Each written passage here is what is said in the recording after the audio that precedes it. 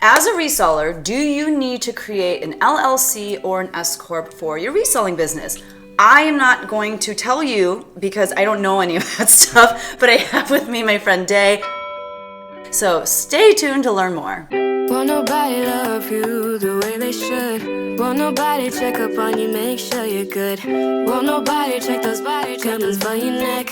Hi everyone, my name is Becky Park. I am a part-time reseller and I have with me my friend Day. Say hi, Day. Hello. And we've been friends for a really long time and actually, we've been friends before you even were an accountant. I think so. Yeah. Like you were friends with my sister, right? Yes. I lived with your sister, right. And I knew you when you were working at Express. Wow. But since then, he has added to his list of credentials. Wow. That was in between. You didn't know I was going to bring that up. Wow.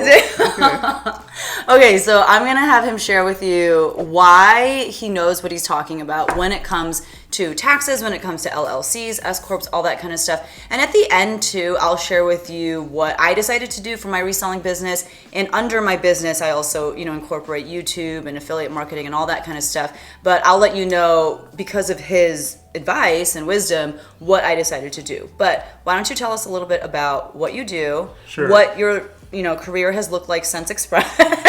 Okay, well, now you're gonna have to make me talk about that. So, okay, so so just to bring clarity to the situation, I actually worked in public accounting right out of college, from starting in 2002, and actually after about 7 or 8 years, I went to Africa, and I came back, and I had this kind of period in my life where I was re-evaluating what I wanted to do, and in that time, when I was evaluating, I had resigned my full-time position as an accountant, and I worked at Express to pay the bills. So that's why I was working at Express. But all in all, I worked at a public accounting firm in the tax department for about 20 years.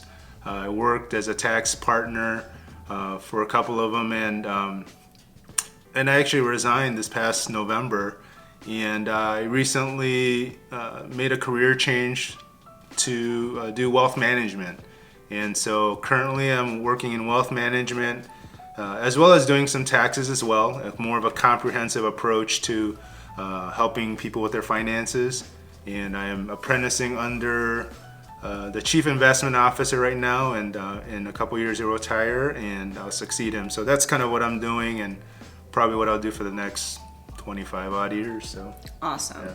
So he knows what he's talking about. He has a lot of experience under his belt, and that's the only reason why we're even trying to talk about this topic on my channel, because if it were left to me, we would all collectively be going to jail together because I have no knowledge to share with you. So what I did was, on my Instagram, I asked in my stories what questions you had about LLCs and S-Corps, and before we actually dive into the questions that you all asked, I wanted Day to just kind of talk us through what even is an LLC and what is an S-Corp, and then we'll start kind of diving into which one makes sense for your business. Do you even need one right now? Maybe the answer is wherever you're at in your reselling journey, you don't actually need one for the time being. So we're gonna talk about all those things, but first, can you talk to us about what is an LLC and what is an S-Corp? Sure. I think if I understand the reselling business a little bit, I would presume most people are either a sole proprietorship, which is just basically you're operating under your own name and social security number, and you would file on your tax return under the Schedule C. And so that's typically how people would start. Now, some people have often asked, should I create an LLC or an S-Corp? And these are just two different types of entities. And an LLC, which is short for Limited Liability Corporation, and S-Corp is just, as the name suggests, it's an S corporation. And so these are just two different types of entities that one can choose depending on what your goals are, what context you're in. I don't think there's a right or wrong answer per se, but one can choose between an LLC and an S-Corp if they would choose to want to no longer be a sole proprietorship and actually incorporate their business. Okay, maybe you answered this already. I had a little bit of like an ADD moment in there, but Sure. What does it mean to incorporate your business? Yeah, so I think the main reason why, or one of the main reasons why, apart from tax reasons or to incorporate, is to obtain some sort of legal protection. And so typically when you're operating as yourself under your social security number, if someone were to bring a lawsuit against you, and I don't know in the reselling business if there's any room for lawsuits. So an example that I've heard Sure. is, for example, if you ship out something in those clear like cellophane bags, and Right. let's say, you know, God forbid, someone's like baby like grabs it and like puts it, like there's some sort of like injury or something regarding like a right. bag, right? Sure, so the sure. protection would be for the buyer or for the seller. Right. If the buyer were to try to open a lawsuit saying like, because of this thing that you sent me, Okay. maybe something like Yeah, that. yeah. Okay. That's a great example. So, for example, say that situation happened and the buyer then wants to press charges against you.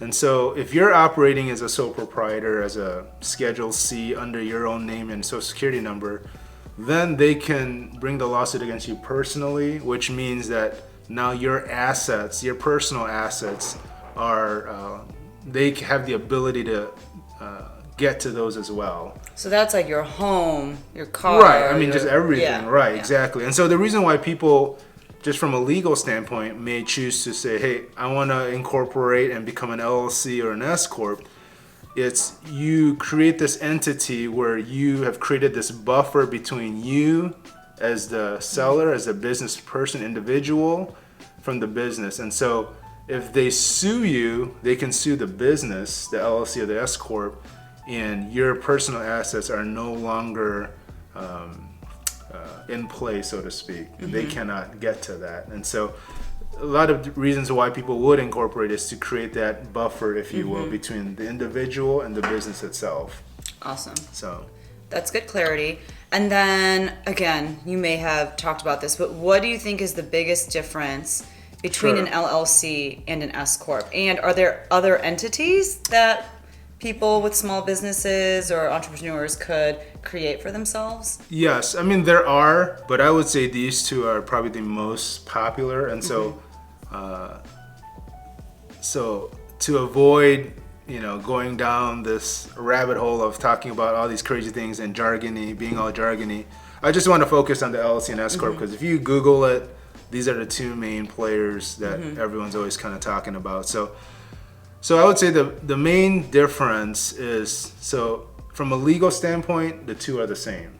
Whether you're an S-Corp or you're an LLC, you still enjoy the legal protection. So that's similar. I'll talk about the pros and the cons. So in an LLC, one pro is the fact that there are not as much additional administrative costs, meaning typically in a reseller business, I would presume you don't have employees. I feel like a lot of people on your channel, and I don't want to assume, but are probably just single member or just doing it on their own on the side or full-time, and they don't have any employees. Now, they would typically be what many would call a single member LLC, and they can just file on their personal return on the Schedule C like they normally would, even as a sole proprietor. So meaning, like, why is that different from an S-Corp? If you're an S-Corp, you have to file a completely separate tax return, even if you're a single shareholder. And so from that perspective, there are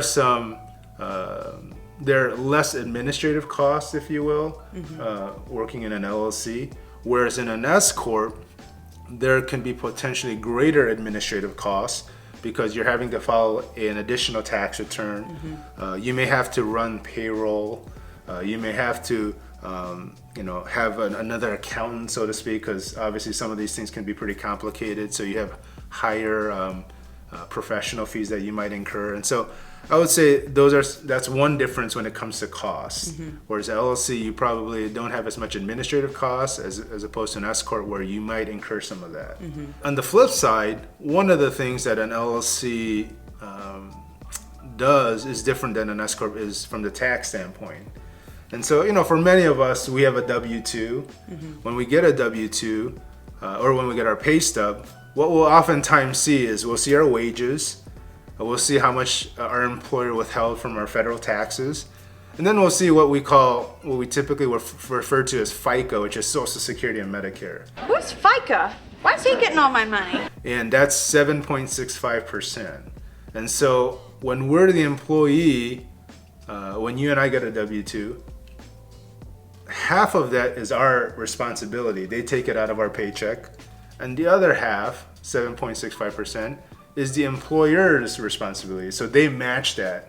So we put in 7.65%, and then our bosses or employers put in 7.65%, right? Now, in an LLC, what ends up happening is you are both the employer and the employee. So what does that mean? Is that now you're on the hook for both. So now you're paying 15.3% because you're paying 7.65 as the employer and 7.65% as the employee. And so that's what oftentimes people choose to get taxed as an S-Corp from an LLC, because when you take into consideration their income tax, and on top of that you have to pay the 15.3% self-employment tax, that could be quite a tax burden. And so whereas in an S-Corp, you're not hit with a self-employment tax. And so, you may pay yourself a compensation or a salary, so you have to pay some of that, but some of the income can be distributed out as distributions. And I don't want to get too technical here, but that's why an S-Corp can actually be more tax advantageous after a certain income threshold. And so I would say those are the two differences, specifically as it relates to even from a tax perspective.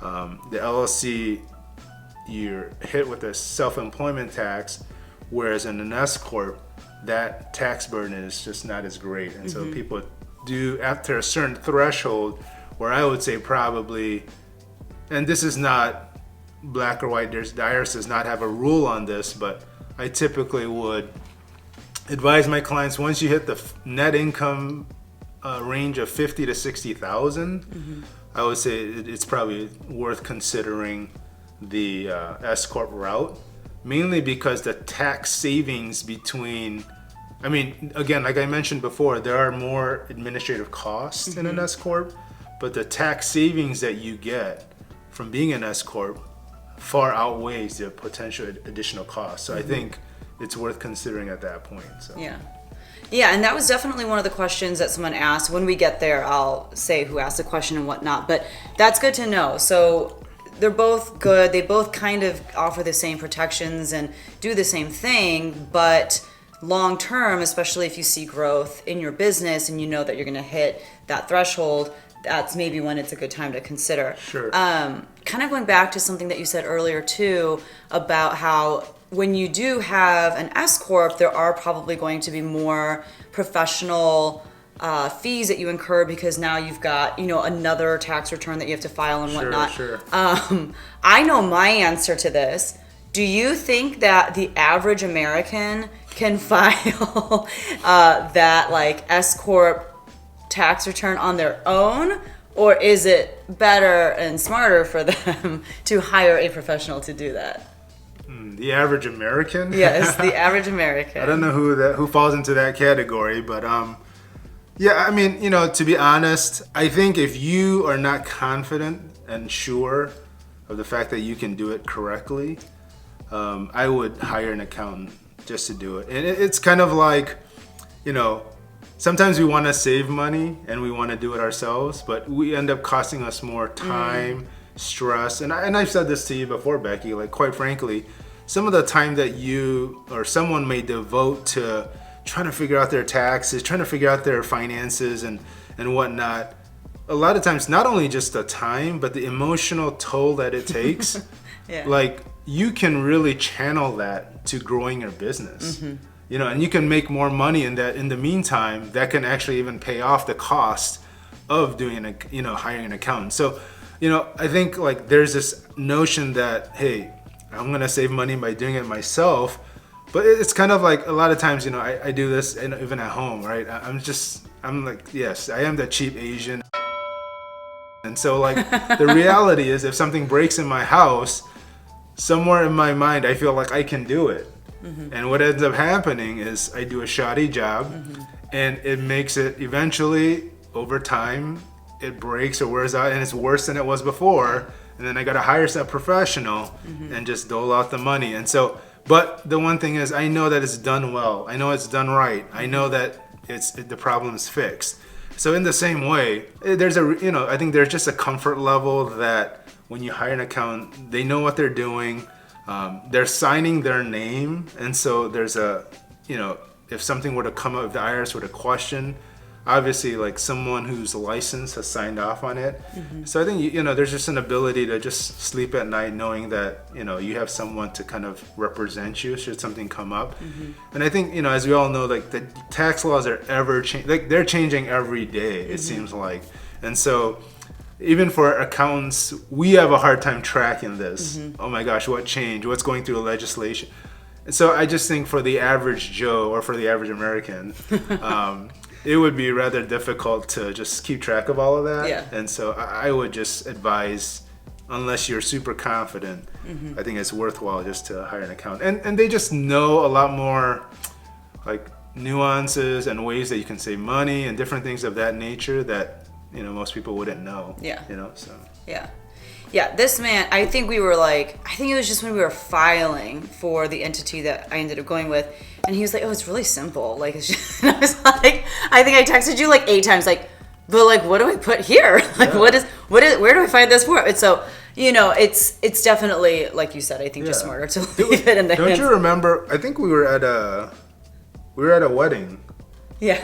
And I literally was looking over your tax return on Mikey's phone. Yes. And with the press of a button, I think I literally saved you guys like a couple $1,000. Yes. Because again, I mean, not to get all jargony, but it was this notion of this qualified business income deduction, which is, again, very technical that the average American wouldn't know, that you guys didn't know about. And I remember just typing in a number on his phone and it saved a couple $1,000. So my point being, many people go to school, they get licensed to do this stuff, so they're able to see things that most people can't. Yeah. So. Yeah. Oh, Mikey was so happy that day. Yeah, I'm sure he was. All right. So what we're going to do is I'm going to ask you some of the questions that I got from Instagram. Sure. Before we do that, I have a question that kind of came up while you were talking. Okay. And that was, you kind of talked about things are probably a little bit different if you do have employees, which, like you said, probably most of you watching right now don't. But in the event that you do, or in the event that eventually you're going to get there, and that's your ultimate goal is to, have employees working for you and on a payroll. Sure. Is there a better option, LLC or S-Corp?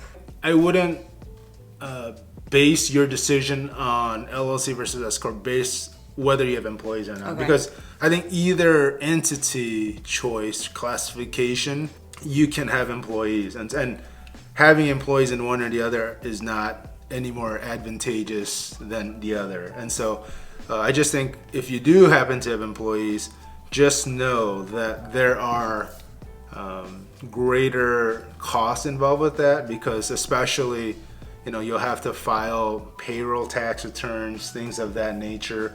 You'll have to register in different states depending on where you're living. And so I think just, think twice about having employees. But if you really have one, and I think, obviously part of the business is having employees. If you can scale your business because of that, then obviously that's what you want. Another thing I throw out there just food for thought is, if you can, I think another thing that would be is worthwhile considering is, rather than having employees, maybe having just independent contractors. And there are very strict rules under the IRS as to what constitutes an employee versus independent contractor. And so there are certain circumstances that if you determine when they come to work and what they do and where they work, and so if you have, then they're considered an employee. Whereas if you're a little bit more relaxed on some of these rules, then maybe they can qualify as an independent contractor. And that is probably the easiest for you as a business owner, because you really just have to cut them a check, and then at the end of the year, just send them a 1099 and that's it. So Yeah, that's definitely smart advice, especially if it's, like, I know a lot of people, for example, will hire out editors for their YouTube videos, and it's not a set, like, you need to work this many hours a week, and I Right. need you to clock in and clock out, Right. but it's kind of when I have projects come up or when I'm feeling overwhelmed, I'm going to throw a couple videos your way. Yeah. That it would definitely make sense to not call them an employee and For have sure. all those extra For sure. responsibilities that come with it. Okay, that's helpful. I didn't Yeah. know if there was one that was like better. not than the other. not specifically as it relates to like having employees, I would say, but I would say again, like the biggest driving factor typically is the tax, as I mentioned before. And I do want to say this: you can be an LLC and eventually choose later on to be taxed as an S-Corp. And so say you're someone who wants to have the legal protection, but maybe your income threshold is on the lower end of the spectrum where you don't feel like it makes sense to be an S-Corp, then I would say, just still incorporate as an LLC. And then when you get to that point, you can file a specific form with the IRS. It's a one-page form. It's called. We'll link it in Yeah, the description. We will. Or 'Cause she'll link it. I don't know how to do that. But Because Ashley Wheeler of A actually asked that exact question. Okay. Like, is it easy to go from being an LLC to Yes. becoming an S-Corp? Yes. So apparently it is one form. yeah, we will have it it's- linked. It's called an down in entity the description. classification form, and we'll link it.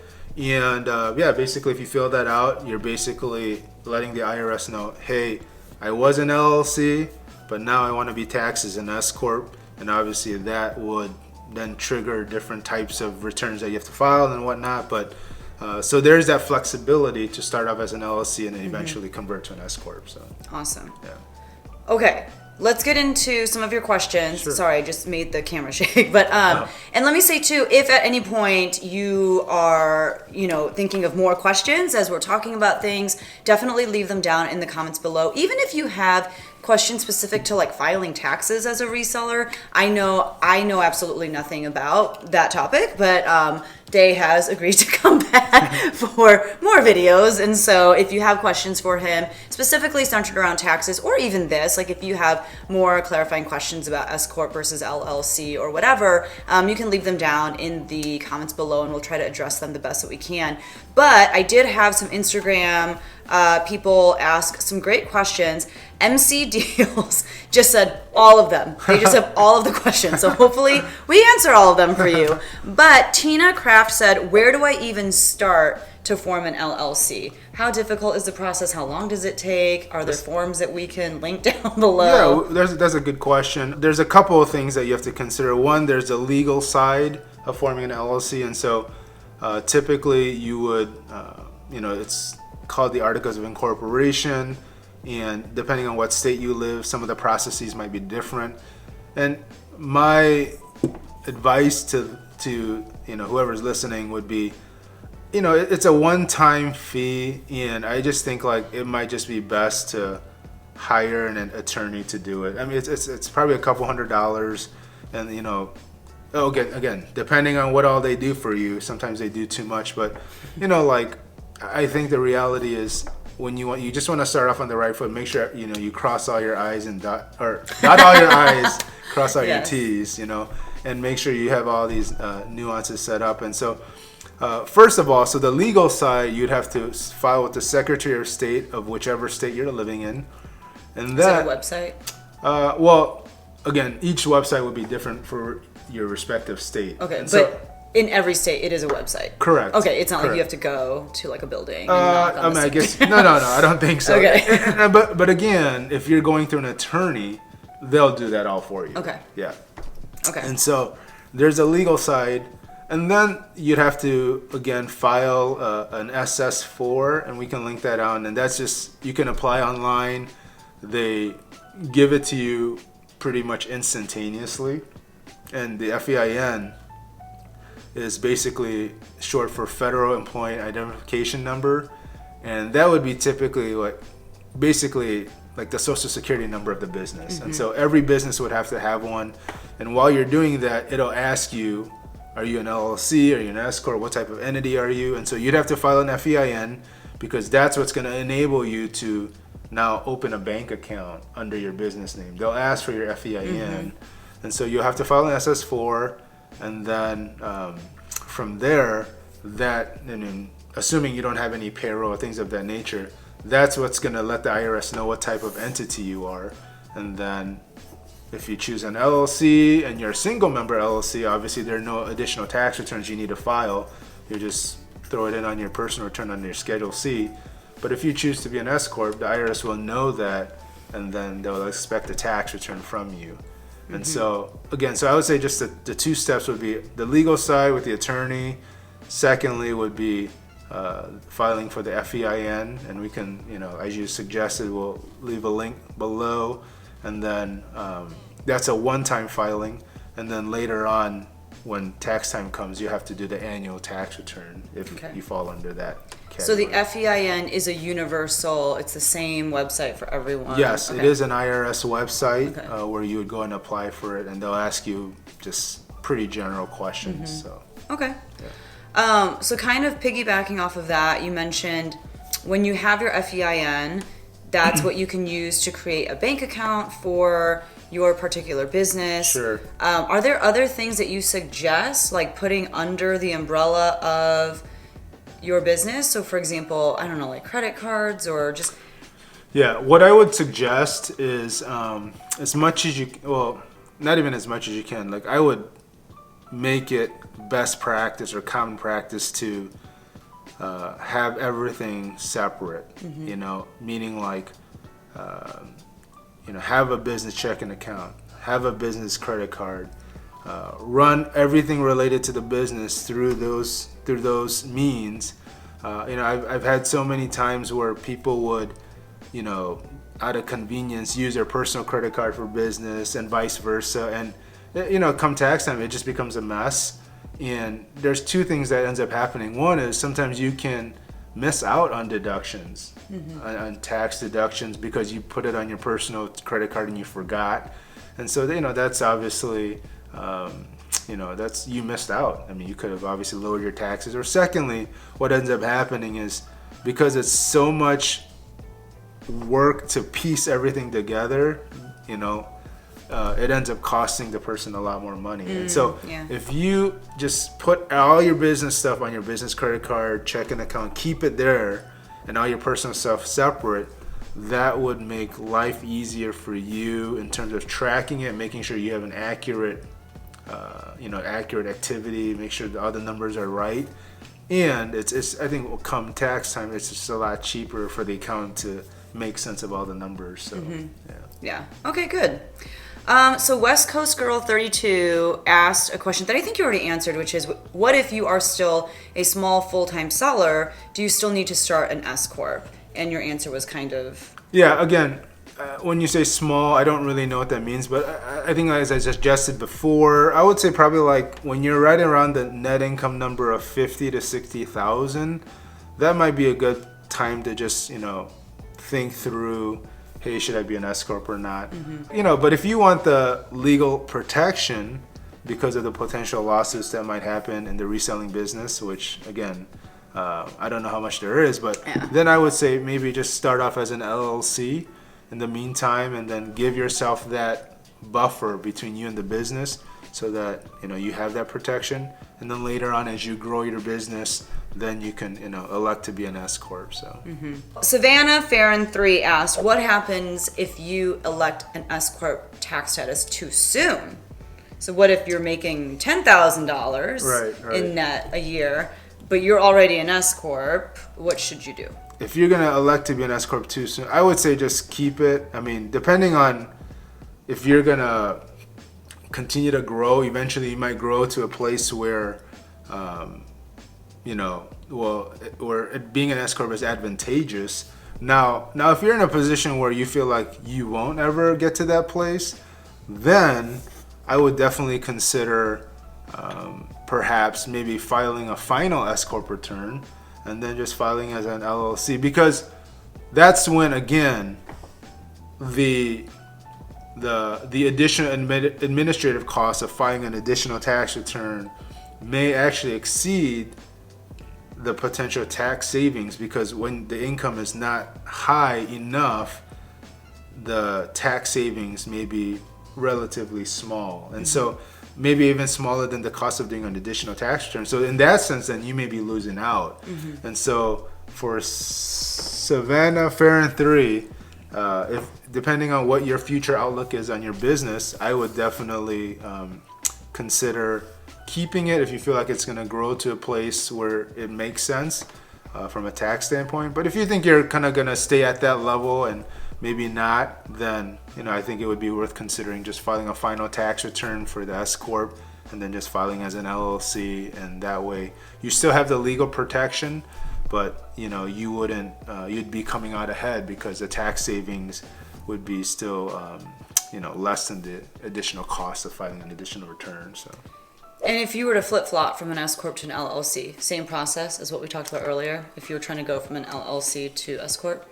Yeah, so I think if you're going to be an S-Corp and then you're going to file a final return, you have to file a final return and just liquidate the business.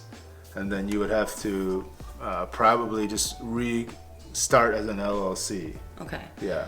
Which kind of takes me into my next piggyback question about that. Let's say you're just done reselling or you're done kind of running your own business. I want to take this back. Okay. Let me just take a step Okay. back. I believe if you start as an LLC and you decide to be an S-Corp, you elect to be an S-Corp, and now you decide you no longer want to be taxed an S-Corp, I believe the LLC has a flexibility to go back to be an LLC. Okay. However, I believe if you start as an S-Corp, you don't have that latitude to go back. Okay. Obviously, you go back to nothing because you Yeah. started as an S-Corp. So, Yeah. so I think that makes sense. I think that's the nuance there. If you start as an LLC, elect to be an S-Corp, and you decide, you know what, I don't want to. I do believe there's the flexibility to go back. Okay. Whereas if you start off from inception as an S-Corp, you might not have that flexibility. So when you say you can go from LLC to an S-Corp, you're keeping your same FEIN, you're keeping your same... Correct. Okay. Everything stays the same. Okay. You're just same name, same everything, just electing to be taxed as an S-Corp. Okay. So. All right. So Ashley Wheeler of 8 also asked, what's the main benefit of doing an S-Corp over LLC? Which you kind of talked about. It's the Yes. tax savings if you're earning over a certain amount. Correct. I think this is a really cool question because I don't think about it like this, but I think very business-minded people think about it like this in terms of, as resellers or whatever small business you have, the idea of like paying yourself, of like giving yourself a salary or whatever. Sure. So the question is, do you pay yourself the same or differently between an LLC and S-Corp? It is a different scenario. And so the LLC, when you file as an LLC, the net income that you make, that's all considered you paying yourself, which is why that whole amount, you're taxed on that for Social Security and Medicare. So that whole amount is kind of like your W-2, so to speak. Now, in an S-Corp, it's not. And so as an S-Corp, you have to, pay yourself a reasonable compensation. Now, maybe the business makes $150,000 this year, right? And you decide you want to pay yourself a salary of $50,000. Then that's what you do. And then you pay the Social Security and Medicare on the $50,000, right? And so in an S-Corp, you have the latitude to decide what would be considered reasonable compensation to yourself, and you pay yourself. Okay.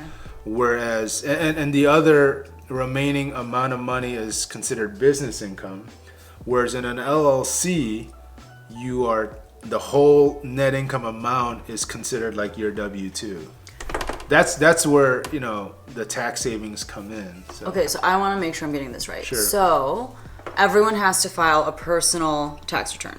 Correct. So when you are filing as an LLC, Right. it's all kind of intermingled in your personal tax return. Correct. When you have an S-Corp, if you make $100,000 in net profit in any given year, you get to say to the IRS, but I only paid myself out of that $100,000 net $50,000. Right. So for that $50,000 that you said you paid yourself is going to show up on your personal tax return, and that's what you're going to have to file and claim or whatever. And then the other 50% that you did not pay yourself is what your business is getting taxed on. Correct. So That's okay. I so did not know any of that. so in your example, say you made $100,000 before you pay yourself, right? So you decide out of the 100, I'm going to pay myself 50. So now the business gets a deduction of 50,000 of your wages, right? So now the business income is 50, and so now you have a W-2 of 50,000 from Becky Park, right, on your W-2 on your personal return, and then you have business income of $50,000, which an S-Corp will pass through to your personal return, and so the 50,000 of business income on an LLC, that would get taxed at 15.3%, right? And that would be roughly like $7,500 of tax. When you do the S-Corp, that $50,000 is only subject to your tax rate and not the 15.3%. So already right off the bat, you're saving $7,500 if you were to, do a side-by-side comparison there.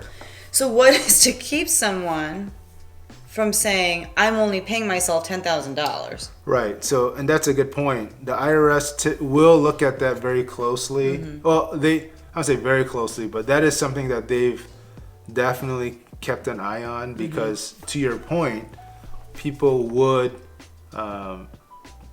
pay themselves very little and then, not get and kind of circumvent the tax. Typically, the rule of thumb is I typically have told my clients, whatever you want your take-home pay to be, like say you want to take home $100,000 a year, I would say 50-50.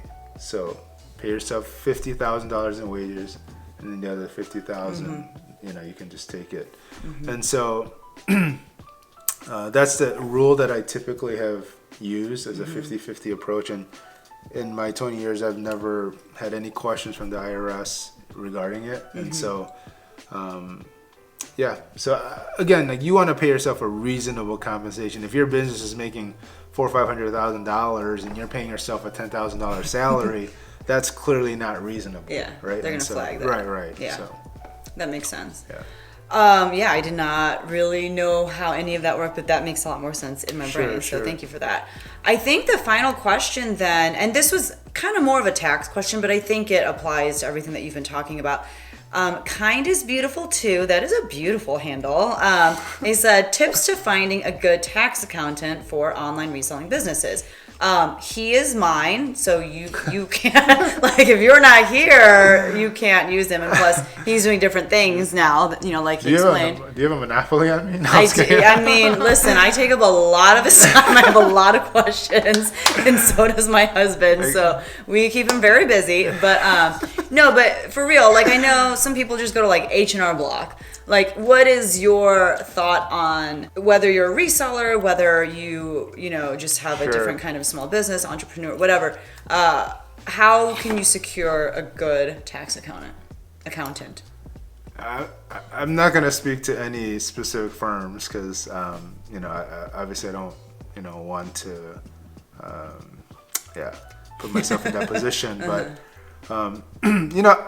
interestingly enough, I would say, speak to other people that and ask for referrals, only because, you go on someone's website, of course they're going to say they're the best. I mean, that's just a reality, right? Yeah. I mean, that's the world we live in. Like, no one's going to come onto their website and say, you know what, we really have no idea what we're doing, but hey. We would like your money. Yeah, I mean, we would like to try. Yeah, of course. Yeah.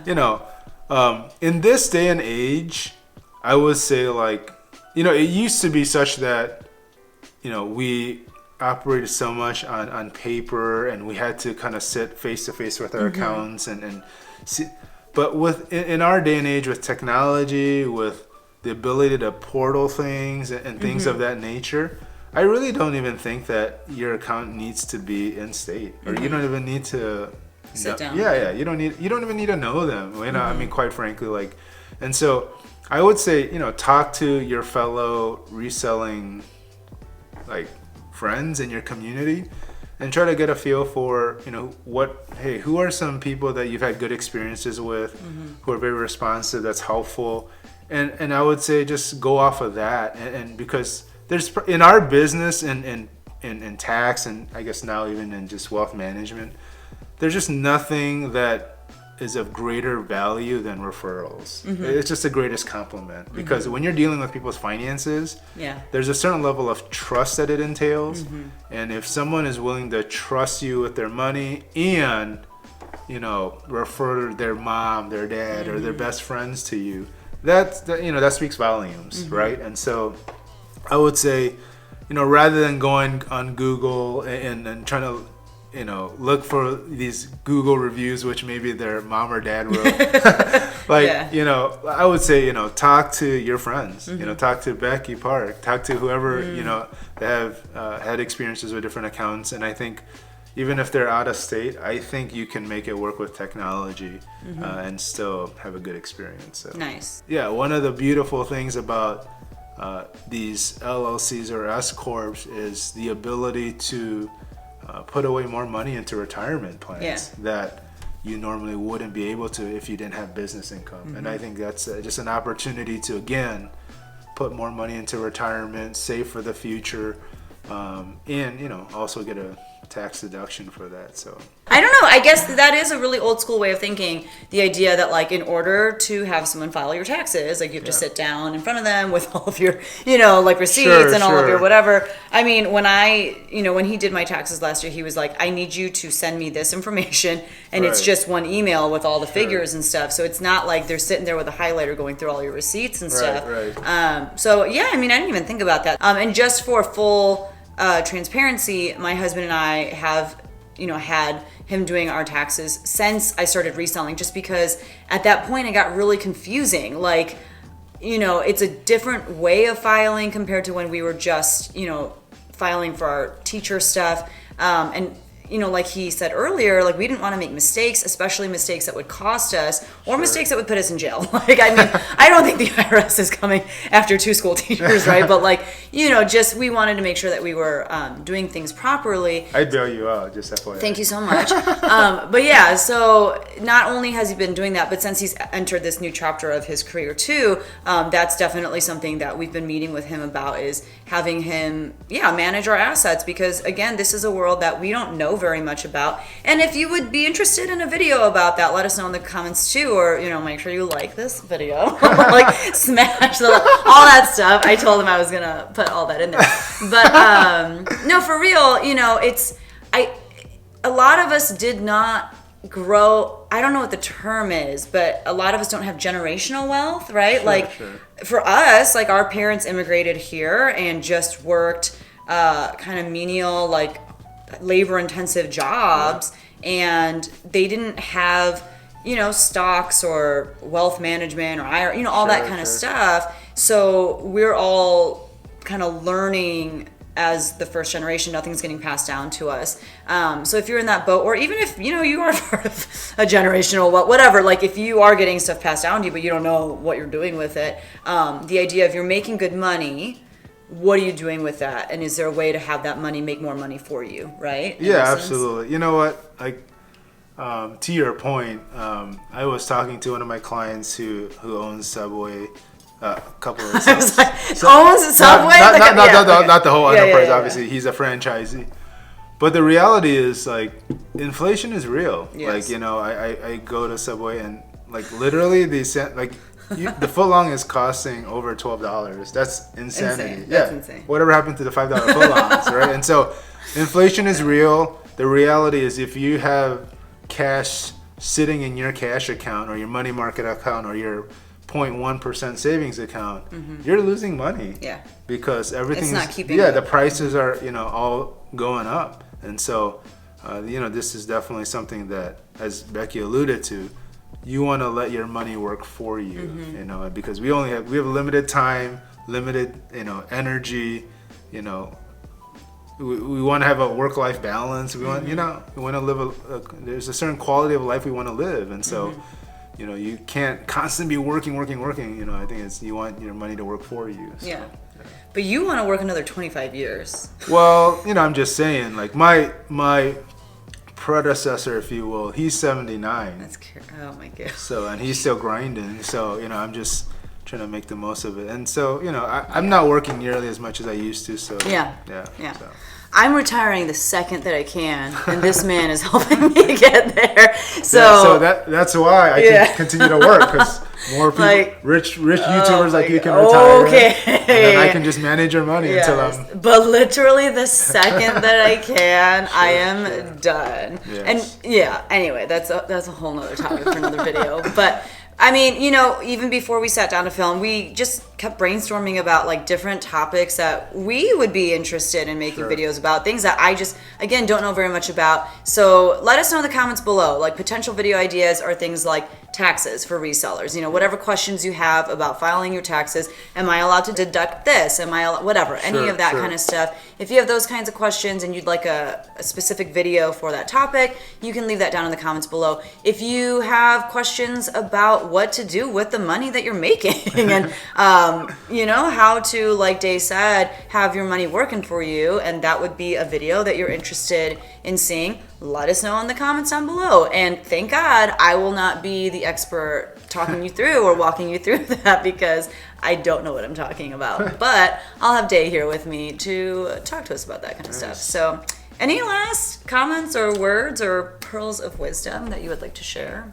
No, well, again, it's my first YouTube video ever. Oh my gosh, but he did so good, right? Wow, Anyways, he's a pro. But yeah, no, I think just want to, encourage you all, I think really use your time, your energy to grow your business. I keep telling Becky this all the time. Don't use, what little time that you have to try to figure this stuff out and frustrate yourself and lose the emotional as well as physical capacity, right?